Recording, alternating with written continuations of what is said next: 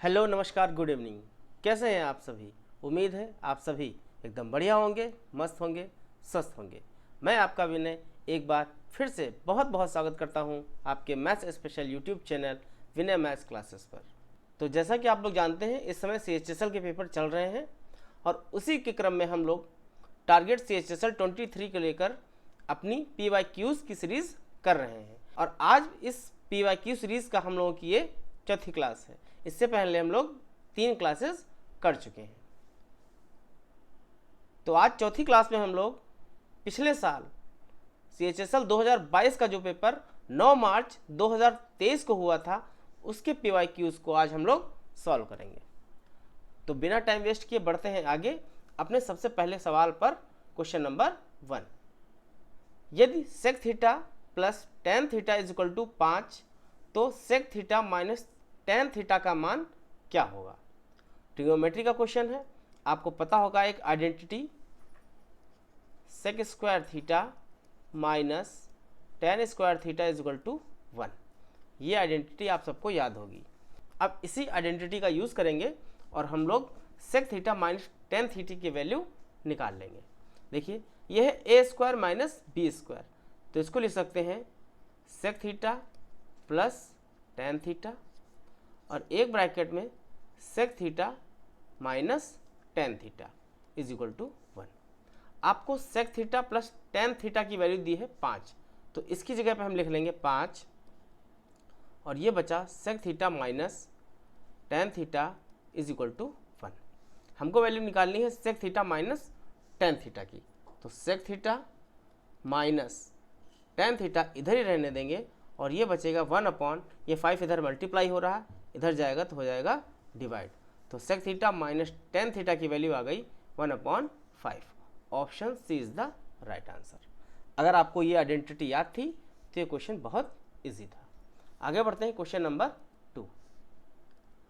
If a plus B plus C is equal to 0 then what is the value of a cube plus B cube plus C cube minus 3abc। ऐसा ही same question हम लोगों ने एक पिछले video में किया था और अगर आपने वो वीडियो देखा है तो इस क्वेश्चन को पढ़ते ही आप आंसर बता सकते हैं कि इसका आंसर होगा ऑप्शन सी 0। कैसे? a cube plus B cube plus C cube minus 3abc। इसका फॉर्मूला होता है a plus B plus C एक ब्रैकेट में और नेक्स्ट ब्रैकेट में a square plus B square plus C square plus so on. इसकी हमें ज़रूरत ही नहीं, क्यों? क्योंकि a plus B plus C की वैल्यू हमको दी है 0 और जैसे हम यहाँ पर रखेंगे 0, आप 0 को किसी भी नंबर से मल्टीप्लाई कीजिए, आंसर आएगा आपका 0। तो इसका आंसर हो जाएगा option C. Next question number 3, त्रिभुज का क्षेत्रफल ज्ञात कीजिए जिसकी प्रत्येक भुजा की लंबाई 13 इंच, 15 इंच और 14 इंच है। देखिए हमें निकालना है त्रिभुज का क्षेत्रफल और ये एक विषम बाहु त्रिभुज है जिसकी सभी भुजाएं अलग अलग है, 13, 15 और 14। अब इसका क्षेत्रफल निकालने के लिए हम लगाएंगे एक हीरोन्स फार्मूला।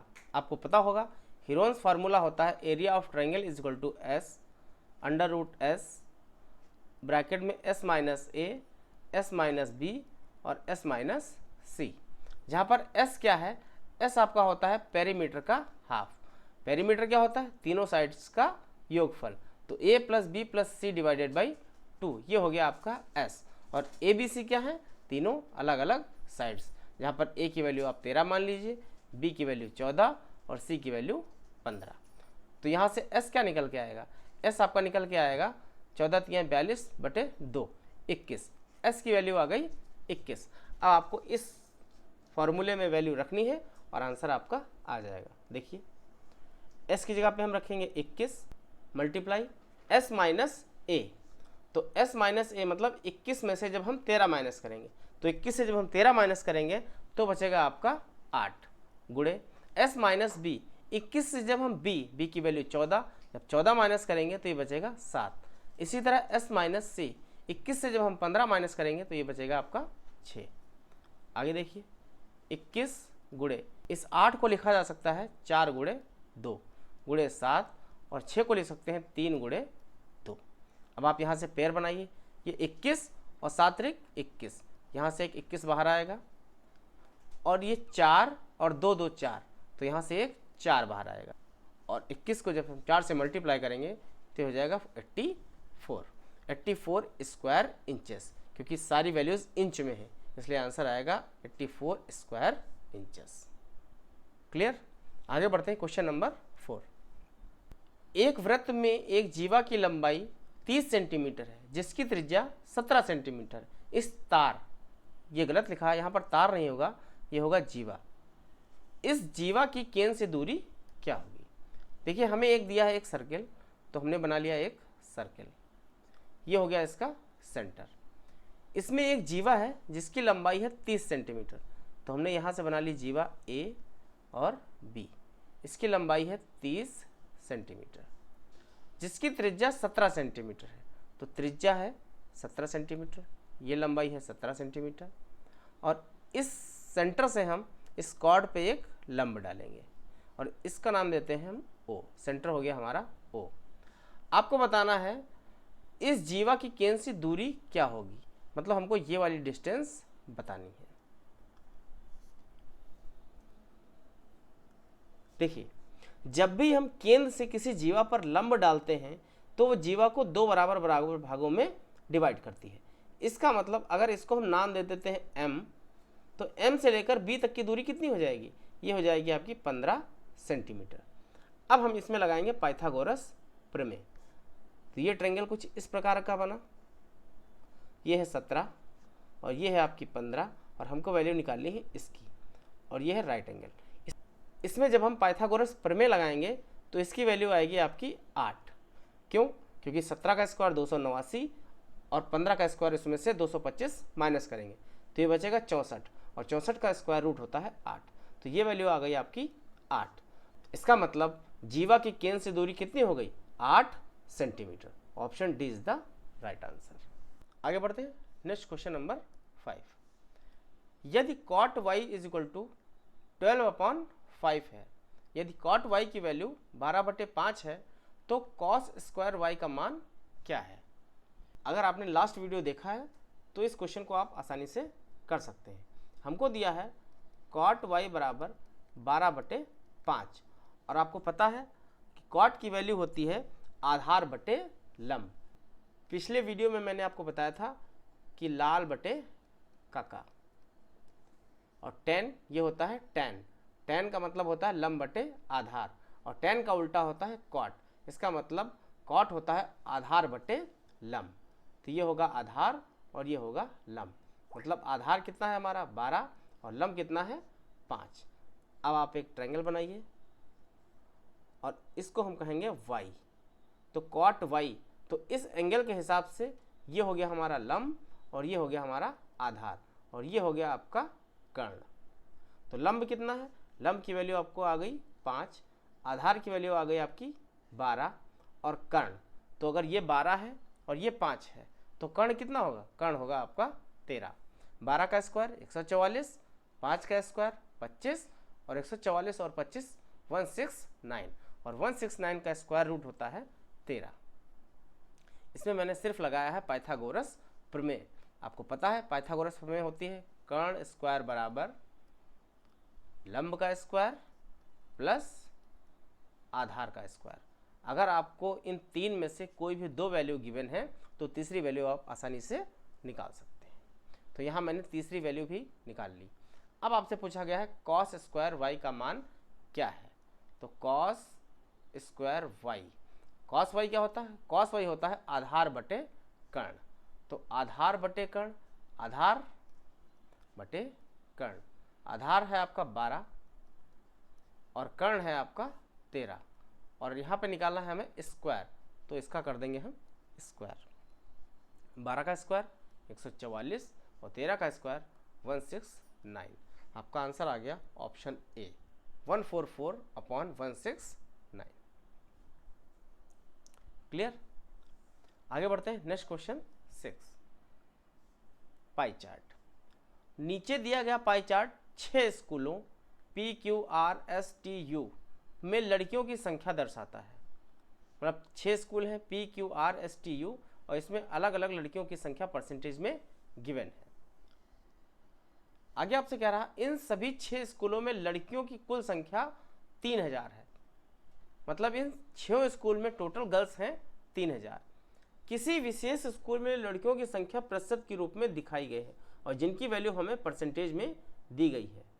इन सभी 6 स्कूलों में लड़कियों की कुल संख्या 3000 है, इसकी कोई जरूरत नहीं। यहाँ पर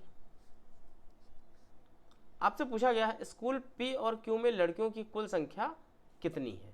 देखिए P में आपकी लड़कियों की संख्या है 17% और Q में आपकी लड़कियों की संख्या है 12%। आप इन सबको ऐड करेंगे तो ये होगा 100%। आपको 100% की वैल्यू गिवन है कितनी, टोटल लड़कियां हैं आपकी 3000। और आपसे पूछा गया है P और Q में कितनी लड़कियां हैं, तो P और Q में दोनों में मिला के कितनी लड़कियां हो गई, आपकी हो गई 17, 12, 29%। क्लियर। अब देखिए 3000 की वैल्यू अगर 100% है तो हमसे पूछा गया P और Q में, यानी कि P और Q 29%, 29 की वैल्यू क्या। अब आप इसको सॉल्व कर लीजिए। 1 0 से 1 0 और 1 0 से 1 0, मतलब 2 0 से 2 0 कैंसिल। इसको आपको मल्टीप्लाई करना है। तो ये अगर होता 30 तो 30 यही 90, लेकिन ये है 29, यानी कि एक कम है तो 3 कम कर देंगे 90 से तो ये बचेगा 87 और इसके आगे एक 0, 870। तो P और Q स्कूल में टोटल गर्ल्स हैं 870। Option D is the right answer. आगे बढ़ते हैं। Next question number 7। नीचे दी गई तालिका 5 महीनों में 2 दुकानदारों P और Q द्वारा बेचे गए पेन की संख्या दर्शाती है। आपको एक तालिका दी गई है, 2 शॉपकीपर्स हैं, 2 दुकानदार हैं P और Q, और 5 महीनों में उनके द्वारा बेचे गए पेन की संख्या है। मतलब P ने पहले A मंथ में 100 पेन बेचे तो Q ने A मंथ में 10 पेन बेचे। ये है आपकी तालिका। J1 क्या है, J1 है सभी 5 महीनों में P द्वारा बेचे गए पेन की औसत संख्या का मूल्य, और J2 है सभी 5 महीनों में Q द्वारा बेचे गए पेन की औसत संख्या का मूल्य। J1 अपॉन J2 का मान क्या है। देखिए तो सबसे पहले हमें निकालना है J1। J1 क्या है, P द्वारा बेचे गए 5 महीने पेन का औसत। तो P ने 5 महीनों में कितने पेन बेचे, 100, 80, 180, 40, 220 और 220, 30, 250, 260। तो P ने टोटल 260 पेन बेचे और कितने महीने में, 5 महीने में। तो 260 को जब हम 5 से डिवाइड करेंगे तो ये आ जाएगा हमारा J1 औसत। इसी तरह अगर हम निकालेंगे J2, आप देखिए J2 क्या है, Q द्वारा बेचे गए पेन का औसत। तो Q ने कितने पेन बेचे, 20 और 10 30, 120 और 60, 180 और 30, 210 और 50, 260। ये भी आ गया आपका 260। और इसको भी हम डिवाइड करेंगे 5 से, क्योंकि 5 महीनों की बात है, तो डिवाइडेड बाई 5। यहाँ भी 260/5 और यहाँ भी 260/5। इसका मतलब इसका एवरेज जो आएगा वही इसका भी एवरेज आएगा। आपसे पूछा गया है J1 अपॉन J2, मतलब जो वैल्यू J1 की आएगी वही वैल्यू J2 की आएगी, तो इसको सॉल्व करने की भी ज़रूरत नहीं है। तो J1 से J2 कैंसिल हो जाएगा, ये बचेगा 1/1। तो J1 अपॉन J2 का मान क्या आएगा, 1/1 की वैल्यू क्या होती है, 1। तो option B is the right answer. और अगर आपको ये क्लियर नहीं हुआ है तो आप इसको डिवाइड करके भी देख सकते हैं। जब आप इसको डिवाइड करेंगे तो ये आएगा आपका 52, और ये भी कितना आएगा, ये भी आएगा आपका 52। अब आप J1 अपॉन J2 की वैल्यू रख दीजिए, तो J1 है 52 और J2 भी है 52। कैंसिल करेंगे तो आपका आंसर आएगा 1। क्लियर। आगे बढ़ते हैं क्वेश्चन नंबर 8। 2 वृत्तों की त्रिज्याएं 12 सेंटीमीटर और 5 सेंटीमीटर है। उनके केंद्रों के बीच की दूरी 25 सेंटीमीटर है। प्रत्यक्ष उभयनिष्ठ स्पर्श रेखा की लंबाई क्या है।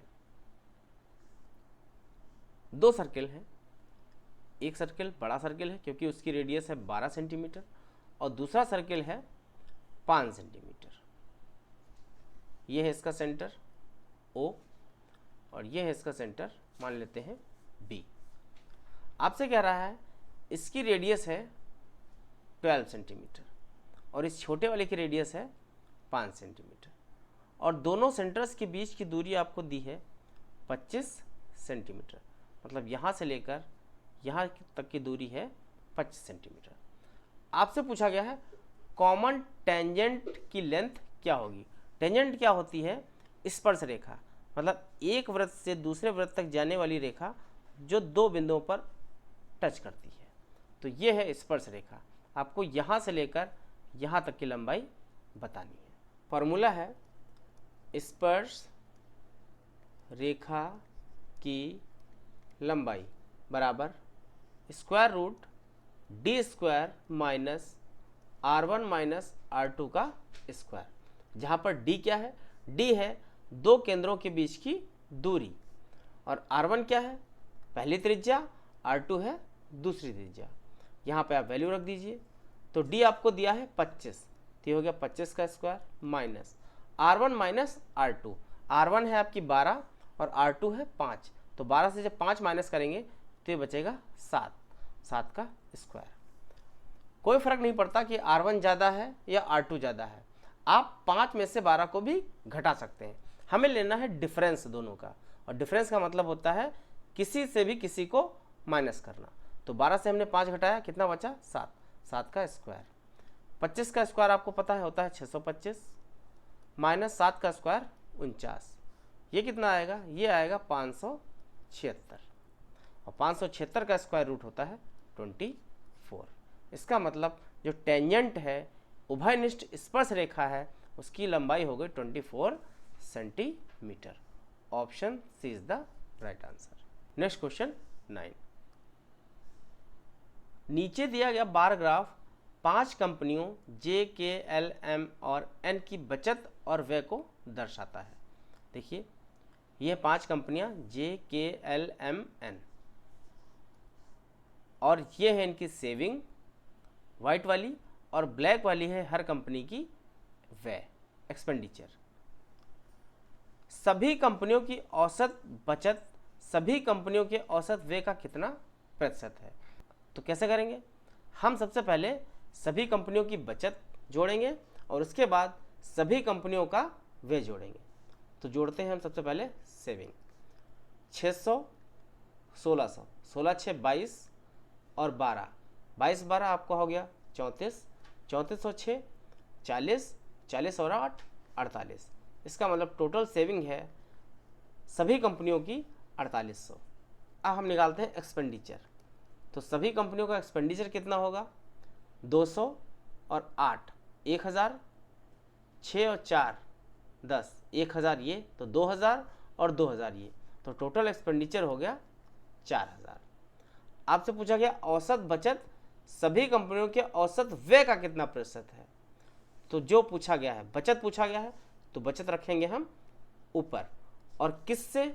औसत व्यय से। तो औसत व्यय को हम रखेंगे 4000 को नीचे और मल्टीप्लाई कर देंगे 100 से। 1 2 3, 3 0 से 3 0 कैंसिल, और जिसको हम 4 से डिवाइड करेंगे तो आएगा 120। इसका मतलब आपका आंसर होगा 120%। ऑप्शन इज द सही उत्तर। क्लियर? आगे बढ़ते हैं क्वेश्चन नंबर 10। एक पहिए की त्रिज्या 14 सेंटीमीटर है, 10 चक्कर में पहिया कितनी दूरी तय करेगा? सिंपल फार्मूला बेस्ड क्वेश्चन है, फार्मूले में वैल्यू रखिए, आंसर आ जाएगा। यह है आपका एक पहिया और इसकी त्रिज्या आपको दी है 14 सेंटीमीटर। ये O, इसको मान लेते हैं A। अब आप बताइए कि मान लेते हैं यहाँ से ये पहिया चलना स्टार्ट करता है, और जब ये पहिया यहाँ तक पहुँचेगा तो ये पूरा एक चक्कर पहिया लगा लेगा। इसका मतलब पहिए द्वारा यहाँ से लेकर यहाँ तक चली गई दूरी होगी उसका सरकमफ्रेंस। अगर हम इस पहिए को यहाँ से काट दें और इसको फैला दें तो ये यहाँ से लेकर यहाँ तक दूरी तय करेगा। इसका मतलब यहाँ से यहाँ तक की दूरी निकालने के लिए हमको सिंपल सा इस पहिए का क्या निकालना पड़ेगा? इस पहिए का निकालना पड़ेगा हमको सरकमफ्रेंस या परिधि। और आपको पता है सर्किल का सरकमफ्रेंस या सर्किल वृत्त की परिधि क्या होती है? तो वृत्त की परिधि का फार्मूला होता है, वृत्त की परिधि या सरकमफ्रेंस होता है 2 पाई r। अब आप यहाँ पर वैल्यू रखिए 2 गुणे 22/7 गुणे आर की वैल्यू आपको दी है 14। तो ये निकलेगा एक बार पहिए को घूमने में दूरी। आपसे पूछा गया 10 चक्कर में पहिया कितनी दूर चलेगा, तो क्या करेंगे, इसको हम 10 से मल्टीप्लाई कर देंगे। सॉल्व कर लीजिए। 7 दूनी 14, 22 दूनी 44, 44 दूनी 88 और 10 से मल्टीप्लाई करेंगे 880 centimetre. Option D is the right answer. आगे बढ़ते हैं। Next question 11। 1 plus sec square A upon 1 plus cos square A multiply 1 plus sine square A upon 1 plus cosec square A का मान क्या है।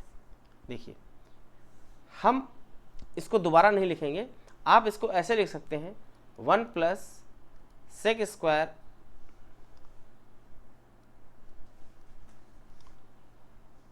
अब इस क्वेश्चन को दोबारा लिखने की जरूरत नहीं है, आप डायरेक्ट ही यहां से सॉल्व करना स्टार्ट कीजिए। तो 1 प्लस सेक स्क्वायर है, सेक स्क्वायर को हम लिख सकते हैं 1 अपॉन कॉस स्क्वायर ए, क्योंकि सेक ए का उल्टा होता है कॉस ए। तो ये हो गया 1 प्लस 1 अपॉन कॉस स्क्वायर ए, और अपॉन में आपका गिवन है 1 प्लस कॉस स्क्वायर ए। इसी तरह इस 1 प्लस साइन स्क्वायर ए को हम लिख सकते हैं 1 अपॉन कॉसेक स्क्वायर ए। क्यों? क्योंकि साइन ए का उल्टा होता है 1 अपॉन कॉसेक स्क्वायर ए, और अपॉन में आपको दिया है 1 प्लस कॉसेक स्क्वायर ए। यहाँ से जब आप इसको एलसीएम लेके सॉल्व करेंगे तो ये हो जाएगा कॉस स्क्वायर ए और 1 प्लस कॉस स्क्वायर ए। कॉस स्क्वायर इधर जाएगा प्लस में 1, तो चाहे कॉस स्क्वायर ए पहले लिखिए या 1 पहले लिखिए, और डिवाइड में आपका बचेगा 1 प्लस कॉस स्क्वायर ए और ये ब्रैकेट। इसी तरह यहाँ जब आप इसका एलसीएम लेंगे तो ये हो जाएगा कॉसेक स्क्वायर ए, और ऊपर आपका हो जाएगा कॉसेक स्क्वायर ए, इधर मल्टीप्लाई होगा तो हो जाएगा कॉसेक स्क्वायर ए प्लस 1, और अपॉन में आपका है 1 प्लस कॉसेक स्क्वायर ए। अब देखिए 1 प्लस कॉस स्क्वायर ए और 1 प्लस कॉस स्क्वायर ए कैंसिल, यहाँ से कॉसेक स्क्वायर ए प्लस 1 और 1 प्लस कॉसेक स्क्वायर ए कैंसिल, तो ये क्या बचा, ये आपका बचा 1 upon cos square A, 1 upon cos square A multiply, और ये बचा आपका 1 अपॉन कॉसेक स्क्वायर है, 1 अपॉन कॉसेक स्क्वायर ए। अब क्या करेंगे, अब हम फिर से इस 1 अपॉन कॉसेक स्क्वायर ए को साइन के रूप में चेंज करेंगे, और 1 अपॉन कॉसेक ए होता है साइन ए, तो ये हो जाएगा 1 upon cos square A multiply ये हो जाएगा साइन स्क्वायर ए, और साइन बटे कॉस आपको पता होता है tan, तो साइन बटे कॉस हो गया tan और स्क्वायर लगा इसलिए यहाँ पर भी लग जाएगा स्क्वायर। इसका मतलब इस पूरे क्वेश्चन को सॉल्व करने पर फाइनल आंसर आ गया आपका tan square A. Option D is the right answer. Clear? आगे बढ़ें। Question number 12। What is the value of 44 multiply 12 minus 25 plus 13 into 10। Simplification का क्वेश्चन है, इजी है।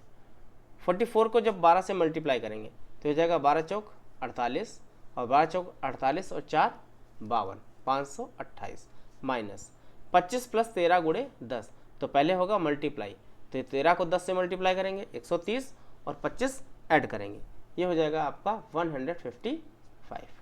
इसको माइनस कर दीजिए, 8 से 5 गया 3, सब में 3 है, और 52 से 15 जाएगा तो बचेगा 37, ये हो जाएगा 373। Option A is the right answer. Easy था। आगे बढ़ते हैं। Question number 13।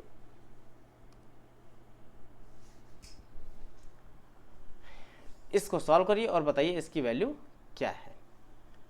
तो पहले हम ऊपर का पार्ट सॉल्व करते हैं, उसके बाद नीचे का पार्ट। अब इसको दोबारा लिखने की जरूरत नहीं है, डायरेक्ट सॉल्व करना स्टार्ट कीजिए। इसको लिखेंगे 5/2 भाग को जब हम मल्टीप्लाई में चेंज करेंगे तो वैल्यू पलट जाएगी, 2/5 हो जाएगा 5/2 गुणे 1/5 माइनस 1/5 गुणे 5/3, ये है 3/5, मल्टीप्लाई करेंगे तो हो जाएगा 5/3 गुणे 5/2। इसको सॉल्व करिए।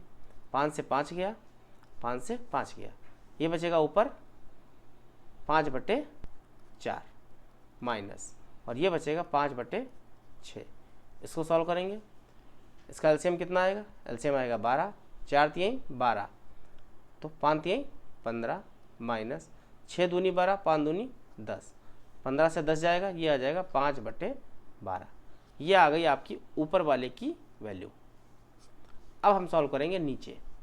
इसको देखिए, ये है 2/5 गुणे, ये भाग है, इसको जब मल्टीप्लाई करेंगे तो हो जाएगा 5/1 माइनस 1/2 गुणे 5/2, फिर ये है भाग, भाग को जब मल्टीप्लाई करेंगे तो हो जाएगा 4/25 मल्टीप्लाई 4/25 प्लस 1/2 डिवाइड को चेंज करेंगे मल्टीप्लाई, हो जाएगा 5/2 और मल्टीप्लाई 1/5। सॉल्व करिए, 5 से 5 गया, ये बचेगा 2 माइनस 5 एकम 5 पचम 25, 2 2 4 से 4 कैंसिल, ये बचेगा माइनस का 1/5 माइनस का 1/5 प्लस 5 से 5 गया, ये बचा 1/4।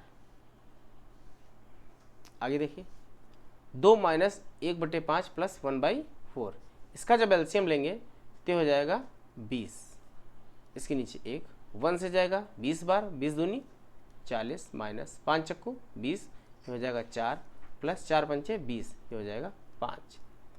40 और 5 45, 45 से जब 4 जाएगा तो ये बचेगा 41/20। नीचे वाले को सॉल्व करने पर हमारी वैल्यू आई 41/20। अब आप ऊपर जो वैल्यू आई उसको रखिए, ऊपर आया था हमारा 5/12 और नीचे आया 41/20। इसको लिख सकते हैं 5/12 गुणे, भाग को मल्टीप्लाई में चेंज करेंगे तो वैल्यू फिर बदल जाएगी, ये हो जाएगा 20/41। 4 से जाएगा ये 5 बार, 4 से जाएगा 3 बार, ऊपर हो जाएगा 5 गुणे 5 25, तो ये हो गया आपका 25 और डिवाइडेड बाई 3 गुणे 41, और 41 को जब 3 से मल्टीप्लाई करेंगे 4 3 12 और 3 123, आपका आंसर आ गया 25/123। ऑप्शन सी इज द सही आंसर। Next question 14। एक व्यक्ति 25% लाभ पर गेहूं बेचता है, यदि वह इसकी बिक्री कीमत 40 रुपये कम कर देता है तो उसे 25% की हानि होती है। गेहूं का आरंभिक विक्रय मूल्य क्या था। देखिए, आपको पता है कॉस्ट प्राइस हमेशा 100% होता है। अगर उससे अधिक में हम कोई सामान बेचते हैं तो हमें होता है प्रॉफिट, और अगर उससे हम कम में कोई सामान बेचते हैं तो हमें होता है लॉस। क्वेश्चन कह रहा है कि एक व्यक्ति 25% लाभ पर गेहूं बेचता है, मतलब कॉस्ट प्राइस 100% है, तो प्रॉफिट के बाद उसका जो सेलिंग प्राइस होगा वो क्या हो जाएगा, वो हो जाएगा 125%। आगे कह रहा है यदि वह इसकी बिक्री कीमत 40 रुपये कम कर देता है, अगर वो 40 रुपये कम पर बेचे तो उसे 25% की हानि होती है। तो कॉस्ट प्राइस अगर 100% है, 25% की हानि हो गई, इसका मतलब अब वो सामान बेच रहा है कितने का, 75% पे। तभी तो 100 से 25 गया 75%। अब वो दोबारा उसने सामान बेचा 75% पे। तो पहले बेच रहा था 125% पे, दोबारा बेच रहा है वो 75% में। इसका मतलब 125% से 75% तक जाने में 40 रुपये का डिफरेंस है। तो 75 और 125 में कितने का डिफरेंस है, 50% का, जबकि रुपए में कितने का डिफरेंस आया, 40 का। तो अगर 40 की वैल्यू 50% है तो गेहूं का आरंभिक विक्रय मूल्य क्या था। अगर आप यहां पर रखेंगे 100%, 100, तो आपका आ जाएगा कॉस्ट प्राइस। लेकिन हमसे ये नहीं पूछा गया, हमसे पूछा गया है गेहूं का आरंभिक विक्रय मूल्य क्या था। तो क्या करेंगे, यहाँ पर हम 100 नहीं रखेंगे, यहाँ पर हम रखेंगे 125, क्योंकि आरंभिक विक्रय मूल्य क्या है ये, और बाद का विक्रय मूल्य क्या है ये। आप इसको सॉल्व करिए, 25 से जाएगा 2 बार, 25 से जाएगा ये 5 बार, और 2 से जाएगा ये 20 बार। 20 को जब हम 5 से मल्टीप्लाई करेंगे आपका आंसर आएगा 100। इसका मतलब गेहूं का आरंभिक विक्रय मूल्य था 100 रुपये। Option D is the right answer. अगर आपका प्रॉफिट एंड लॉस का चैप्टर का बेसिक क्लियर था तो ये क्वेश्चन आपको इजी लगेगा और आसानी से आप इसको सॉल्व कर सकते हैं। लेकिन अगर आपने प्रॉफिट एंड लॉस का बेसिक कॉन्सेप्ट नहीं पढ़ा हुआ है तो ये आपको समझ में शायद ना आए। तो आज के लिए फ़िलहाल यहीं रुकते हैं, आगे मिलेंगे हम लोग नेक्स्ट वीडियो में। और अगर आपको आज का वीडियो अच्छा लगा हो तो प्लीज़ वीडियो को लाइक करें, कमेंट करें और अपने हर एक दोस्त के साथ शेयर करें। और चैनल को अगर सब्सक्राइब नहीं किया है तो चैनल को सब्सक्राइब कर लें, जिससे आने वाली नेक्स्ट वीडियो का नोटिफिकेशन आपको सबसे पहले मिल सके। तो अब हम लोग नेक्स्ट वीडियो में स्टार्ट करेंगे फिर से अपना 1 बाय 1 टॉपिक। इस बार हम लोग स्टार्ट करेंगे LCM एंड SCF, और इसको भी हम लोग बिल्कुल 0 लेवल से स्टार्ट करेंगे और एकदम एडवांस लेवल तक पढ़ेंगे। जैसे अब तक हम लोगों ने 3 चैप्टर कवर किए हैं। हम लोगों ने अब तक पढ़ा है क्या? रेशियो, परसेंटेज और नंबर सिस्टम। तो मिलते हैं हम लोग नेक्स्ट एक नए चैप्टर के साथ, एक मज़ेदार चैप्टर के साथ, LCM एंड SCF। तब तक अपना ध्यान रखिए, पढ़ते रहिए, खुश रहिए, मस्त रहिए। नमस्कार, जय हिंद।